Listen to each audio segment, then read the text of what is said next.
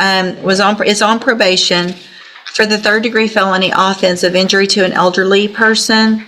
That's started at May 23rd of 2020. Let's pause right here, because this case is already heavier than it sounds. Injury to an elderly person isn't just another charge. In Texas, it's treated seriously because it involves a vulnerable victim. And notice this phrase, motion to adjudicate. That means probation is on the line, and once that door opens, prison is very much on the table. This hearing isn't routine, it's decisive. There was a motion to adjudicate probation filed. She entered pleas of true to counts 4 and 5. Does the state have testimony with regard to counts 1, 2, and 3? Yes, if the court would like. Yep, I think I would. Young man called, Shakita Cole. Yes, ma'am. Good morning, Ms. Cole. Would you please raise your right hand? Do you swear or affirm the testimony you're going to give in this hearing will be the truth, the whole truth, and nothing but the truth, so help you God? Thank you. Ms. Cole, would you please state your full name for the record? Shakita Cole. How are you employed? I'm employed at Jackson County Adult Probation. And as an adult probation officer, is it your responsibility to supervise an individual on this court's probation by the name of Devon Atkins? Yes. Do you see Ms. Atkins in the courtroom here today? Yes. Can you point to her and identify her? Right here in the blue jumpsuit. Your amended record reflect Ms. Cole has identified the probationer Devon Atkins. Record will so reflect. And Ms. Printing. Cole, as with every probationer, when they are placed on the court's probation, are they given the rules and restrictions placed upon them and what they are supposed to do to follow the court order? Yes. And each one of those in detail is gone over with them so that they understand everything that they're required to do. Right? Yes. Was Ms. Atkins so advised? Yes. At her intake? She was advised at her intake and at a TTM at the Melton Center in person. Okay, and describe for the court what a TTM is. A treatment team. Okay, so in your opinion, Ms. Cole, as her probation officer, was Ms. Atkins fully apprised and aware of what she was required to do on probation? Yes. And were in fact a majority of those things intended to help her? Yes. Was she advised that she was to report to the Community Supervision Department when directed by yourself and the court? Yes. And did Ms. Atkins, based on your review of the file, fail to do that on multiple dates, including but most likely not limited to November 4th of 2024, November 19th of 24, and was that in violation of her probation? This is where probation cases usually collapse. Missing reports, failing to check in, not updating an address. These may sound minor, but legally, they're not. Probation is a contract. You break the rules, the judge doesn't have to believe you, only prove the violations happened. And here, the dates are stacking up. Order. Yes. Did you address that with her and inform her it is important to report if you have something coming up you need to let me know? Yes. And did she do that? No. Was Ms. Atkins, as a condition of said probation, ordered to perform community supervision hours? Yes. And to report those to you? Yes. Obviously, if you do not know that she has completed them, even if she has, is that a violation of her probation? Yes. To your knowledge, based on your review of her file and your supervision of her, did she either complete the hours or immediately report to you? Sorry, I'm reading that. Mm-hmm. No wonder everyone's looking at me. I was about to, I know, I was about to, Community service. Well, that is in fact a condition of probation, right? Is it also a condition of probation that she is to report to you as to her address and so that you know where she is at all times? Yes. And if she does not do that, is it impossible for you to locate her? That is correct. Did she in fact immediately report to you her current address? No, she did not. Anything else? I know you and I have had a lengthy discussion about her that you feel would be appropriate for the court to know in conjunction with your testimony and your updated PSI. The main thing is her mental health. She refuses to address that. We've made appointments for her with Spinal Tap and she didn't attend the appointments. She's 100% when she was out unmedicated. So that kind of interfered with her completing her services. Now we've hit the emotional core of this case. Mental health isn't being ignored, it's being offered. Appointments were made, Help was available. And in court, that matters because legally, refusing treatment looks very different from not having access to treatment. This testimony quietly undercuts the defense before it even begins. And she maintained contact with the victim in the case. So Okay. that part, her grandmother was trying to be there for her because of the mental health difficulties. And that's the main thing that we were trying to get her to address. Okay. Can I address something? In a minute. Mr. Lewis, do you have any questions? Hold on, ma'am. You're going to get an opportunity, okay? Mr. Lewis, do you have any questions of Ms. Cole? Just briefly, during your supervision of Ms. Atkins, were you able to supervise her at points when she was on her medication and not on her medication? The entire time she has not been on her medication. So she's been unmedicated this entire time? Yes, sir. Your supervision? Okay. Anything else? Nothing else. All right. Thank you, Ms. Cole. Any other witnesses with regard to the allegations?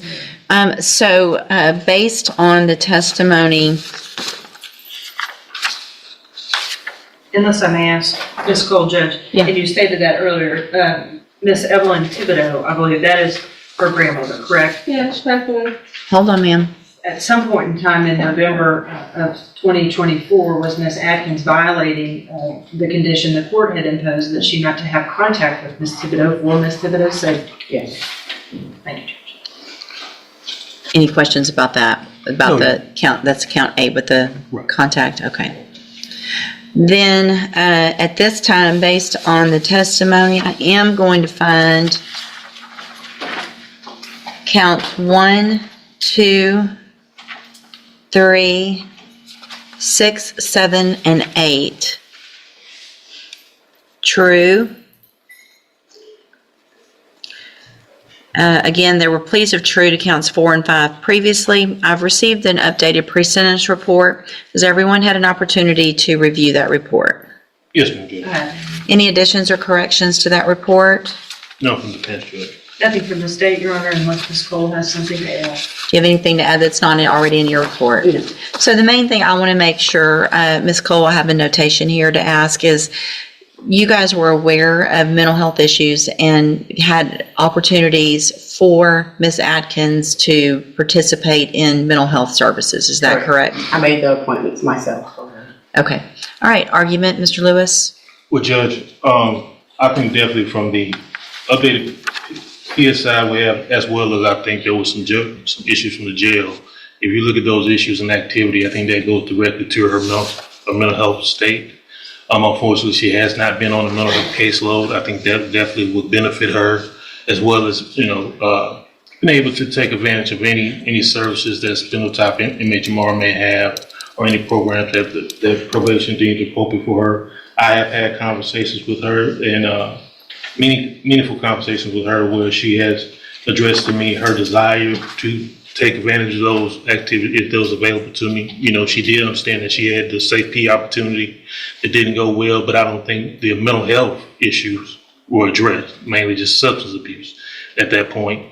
I think if we can get a handle on that or get some work done with her to address the mental health issues, I think she'll do a lot better in this situation and can be able to complete this assessment. I mean, it's hard when Hold on. someone's not taking patients. Well, it sounds like you had appointments that you missed that Ms. Cole made for you. Did she go to regular Safe P or special? Hold on. Special needs. So she's already been to special needs Okay. Safe P. So that was a whole 6 months plus aftercare of drug and mental health help. So Ms. Atkins, the problem is you're being given all the opportunities. Yeah, but like I said, I don't know if I told you, I had an appointment in Port Arthur because I cannot get into Bowman. They're not taking new patients. So you had an appointment that Ms. Cole set for you, at least one, how many? Yeah, but it's not for medicine. It's for psycho. I'm not a psycho. I don't have those problems. I mean, some people do that. I don't know. Well, you obviously we don't know what you need because you won't even go do the evaluation. That it sounds like you haven't been on medication that would be, what? Evaluation where? at Spindletop. That's what I'm telling you. That's not, I don't have that. I'm not a psychopath. That is for. It's psychopath. Nobody's saying you're a psychopath, but you That's what have. it's called past program. I'm not a psychopath. That's what I'm That's not what it's called, and that's not the reason it's called that, okay? If you had gone to your appointment and talked to them, then you would know what that was for, and you would know that it was meant to help you so that you could get on medication, stabilize, and not have the issues that you've been. Watch the shift right here. The judge is no longer debating. She's concluding. The court has already ruled competency was established. Translation? The law says the defendant understands what's happening and is choosing not to comply. At this moment, sympathy gives way to accountability. Having. I'm going to find that you previously entered your, I'm sorry, Ms. Malfino, did you have anything to add? No, Judge, I think that from my conversation with Ms. Cole, she's been gracious enough to offer to continue to work with her because I think she clearly sees the mental health issues. But as you can see, what Ms. Cole has been having to deal with is how the court has had to deal with Ms. Atkins today, and it's been kind of just this runaround circle. Well, and in addition, I am going to find judicial notice of the court's file. Ms. Atkins was evaluated for competency to stand trial not that long ago. I think it was in January of this year. And I have that report. And the finding is that Ms. Atkins is competent, understands the nature of the proceedings, and is then just really making a choice not to follow through with what programs have been given to you, Ms. Atkins, to try to help you. So at this time, any recommendation as far as, I have one more thing to say. okay? She is not giving me the information needed to follow up with those type of things. Okay, well, I don't She doesn't believe have you. them. I don't believe you. You don't Ms. Cole would never say, go do something and not tell you where to go or help you get there. No, she says she does not have a list of the community service. I'm not worried about your community service. I'm worried about your mental health. And the fact that you're not doing what you need to, and you're still contacting the victim, and it's a serious case. And so I got to protect society, unfortunately, because you're not choosing to do the things I was that, gonna die, so I really didn't have much of a choice. Okay. It's my life in jeopardy. I'm going to find that you entered your pleas of true to counts 4 and 5 freely and voluntarily. Again, I'm finding counts 1, 2, 3, 6, 7, and 8 true. Find sufficient evidence to find you guilty, and at this time, find you guilty. Don't talk I would over. like to look up. I'm about to sentence you to prison, and how you keep talking over me is about to start adding years onto that. Stop talking. It's just going to get worse. Do you understand? Okay. I'm going to find sufficient evidence to find you guilty, and at this time, I'm finding you guilty of injury to an elderly individual. Sentence you to a term of 5 years in the institutional division of the Texas Department of Corrections. You will. And this is the point of no return. Once the judge announces a prison sentence, the courtroom rules change. Interruptions aren't just emotional, they're dangerous. 5 years is imposed not just for the original offense, but for the pattern the court sees: missed chances, ignored warnings, and a refusal to engage with help. This isn't just a punishment. It's the system closing a door. Will receive credit. You will receive credit on that sentence for any time that you've been in custody that the law gives you the right to receive. No, I'm telling you, like she thought, like I could not get up there. I'm going to hand you the trial court certification that shows this I would was like to speak to a detective. this was not an agreement, and so you waived your right to appeal. I need you to sign that with I gave you her. hospital papers. I gave her everything. I'm also I had handed a you. doctor's appointment and everything. That's what I'm I've got telling 5 you. more years that I could add on to that. Oh, man. I can give you up to 10. Adam, You need to stop talking so I can finish what I need to do. Okay?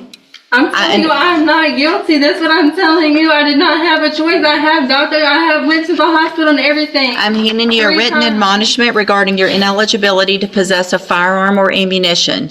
Because of the judgment entered I against, don't have a gun. I'm not, just listen to what I'm saying. If you'll listen for a minute, you'll understand. Because of the judgment entered against you, you're ineligible under Texas law to possess a firearm or ammunition. I don't have a gun, man. Good, then you You're talking don't- to the wrong person. I'm Devon Atkins. I don't have a gun. I'm required No, to I'm read that telling to you, I everyone. don't know what you're talking about. I don't have a gun. Good, then you don't have to worry about that. Go back with the bailiff. Thank you.